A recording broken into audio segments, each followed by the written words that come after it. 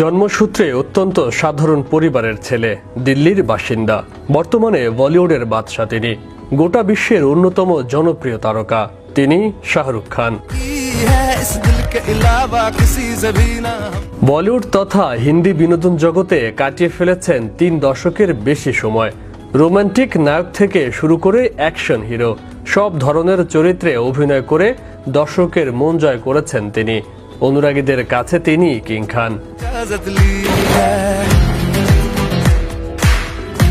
Box অফিসের পরিসংখ্যানের নিরিখে গত বছর পাঠান, জওয়ান ও ডাঙ্কির হাত ধরে হিটের হ্যাটট্রিক করেছেন শাহরুখ। সাফল্যের শীর্ষে পৌঁছেছেন। তবে একটা সময় ছিল যখন কিস্তির টাকা শোধ করতে পারেননি বলে খোয়াতে হয়েছিল একমাত্র গাড়িটিও। শাহরুখ খান যখন মুম্বাইয়ে আসেন সে সময় তার কোনো সম্পত্তি ছিল না, সম্বল বলতে একমাত্র গাড়ি। শাহরুখের বলিউড সফরের একেবারে প্রথম থেকেই তার বন্ধু ছিলেন অভিনেত্রী জুহি চাওলা। দীর্ঘদিনের এই বন্ধুত্ব। জুহি জানান দেনা শোধ করতে না পারায় শাহরুখকে একসময় খোয়াতে হয় তার একমাত্র গাড়ি।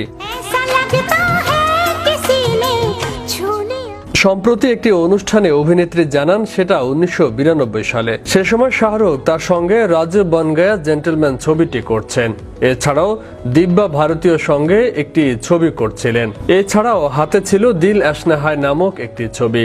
জুহি বলেন সে সময় শাহরুখ 3 বেলা কাজ করত, কোথায় থাকতো তাও জানতাম না। শুটিংয়ে খেত, সেখানেই থাকতো। ইউনিটের সকলের সঙ্গে বেশ হাসি ঠাট্টা করত।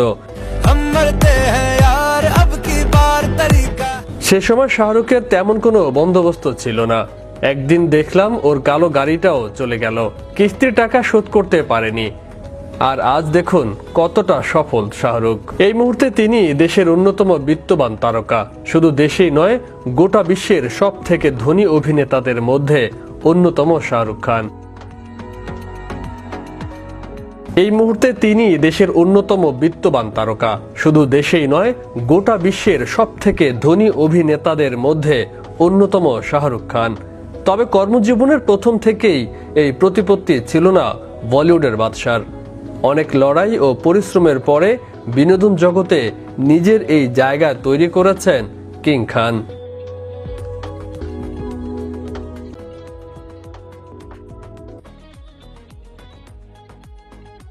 इजाज़त ली है।